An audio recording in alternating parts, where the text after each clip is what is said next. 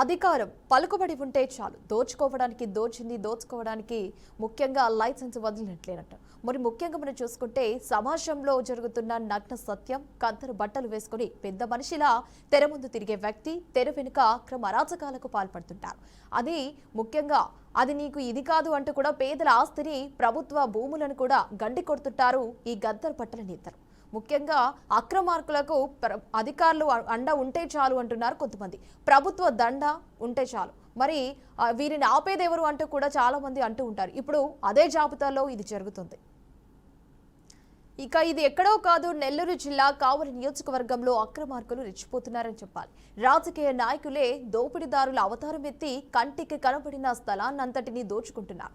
అయితే ఇప్పటి వరకు నియోజకవర్గంలో ఉన్న భూ బకాసారులు ముఖ్యంగా ఇప్పుడు దగదర్తిలోని వెలుపొడు గ్రామంలో పడ్డారు. విమానాశ్రయం వస్తుందని ప్రచారం బాగా రావడంతో దగదర్తిలో అవినీతి గద్దెలు ఒకవైపు అన్నట్టు రెవెన్యూ అధికారులు, పారిశ్రామిక బడాబాబులు, రాజకీయ ప్రముఖులు మరోవైపు అన్నట్టు అక్కడ చేరడంతో రైతుల బతుకులు బస్టాండ్ అవుతుందని చెప్పాలి.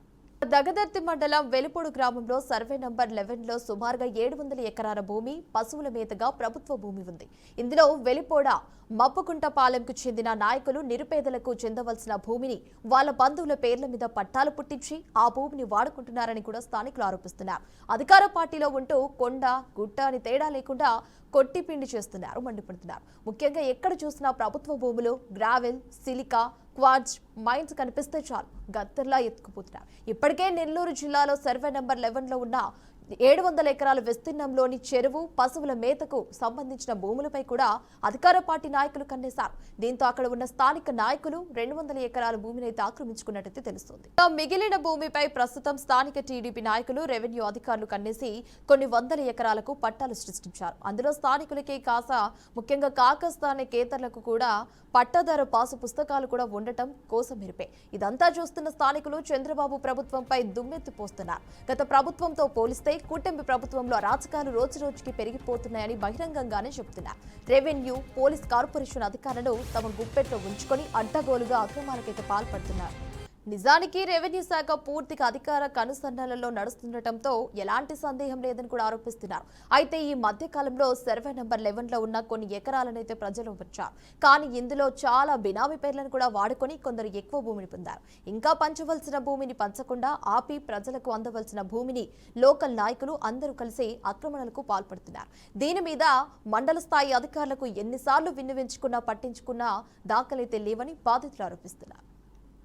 అదేవిధంగా ఇక జిల్లాలోని అధికారులైతే రాజకీయ నాయకులు ఎటు ఆడమంటే అటు ఆడుతున్నారనే అభియోగాలు కూడా ఉన్నాయి.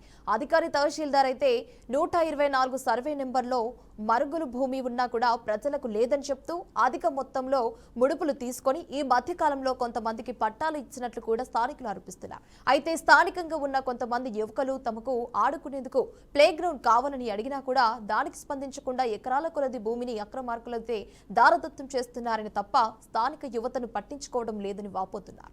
మరి ఇంత జరుగుతున్నా కూడా నెల్లూరు జిల్లా దగదర్తి మండలం వెలుపొడు గ్రామం ఎమ్మెల్యే కానీ అదేవిధంగా అధికారులు కానీ స్పందించలేకపోవడంపై పలు అనుమానాలైతే వ్యక్తమవుతున్నాయని చెప్పాలి. గత పాలకుల అక్రమాలు ఎక్కువైతున్నాయని కూటమి నాయకులకి పట్టం కడితే వీళ్ళు వాళ్ళకంటే ఎక్కువ దోచుకుంటున్నారని ఆవేదన కూడా వ్యక్తం చేస్తున్నారు. రైట్ గా ఇదే అంశానికి సంబంధించి మరింత సమాచారం ఇవ్వడానికి అయితే మల్లికార్జున్ చెప్పండి, దీనికి సంబంధించి అప్డేట్స్ ఏంటి?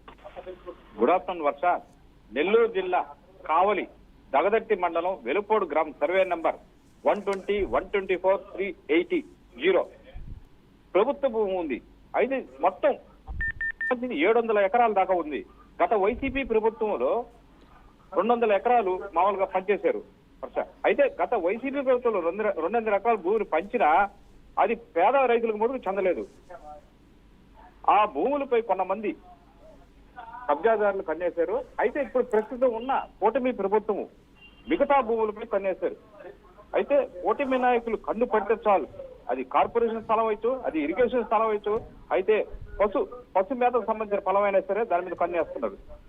అయితే ఈ గ్రామంలోని రేషన్ కార్డుకు ఎకరా చొప్పున బినామీ పేర్లు పెట్టుకుని పట్టాదారు పుస్తకాలను పుట్టించుకున్నారు. అయితే గత ఈ మధ్య కాలంలో ఏసీబీ వలలో చిక్కుకున్న తహసీల్దార్ స్థానికులకు కాకుండా స్థానికేతరులకు అధిక మొత్తంలో డబ్బులు తీసుకొని పట్టాదారు పుస్తకాలు పంపిణీ చేశారని కూడా అపోహ ఉంది. అయితే దీని మీద అసలు రైతులైన మాకీకుండా స్థానికేతలకు ఇవ్వడం అనేది కూడా కొంతమంది జిల్లా కలెక్టర్ కూడా ఫిర్యాదు చేశారు. అయితే దీనికి సంబంధించి ఇంత తెలుస్తున్న స్థానిక టీడీపీ నాయకులు అది స్థానిక ఎమ్మెల్యే దగ్గర కూడా దృష్టికి తీసుకుపోకుండా అక్కడక్కడ తొక్కి పెడుతున్నారు. కొంతమంది యువకులు మేము ప్లే గ్రౌండ్ ఆడుకునేది కనీసం మాకు 2 ఎకరాలు ఈయన అడిగినా కూడా ఇచ్చే పరిస్థితి లేకుండా ఆక్రమణలో చొరబడి మరి విపరీతంగా ఆ భూములు కబ్జా చేసేదానికి చూస్తున్నారు. Harsha. Right Mallikarjun, thanks for the updates.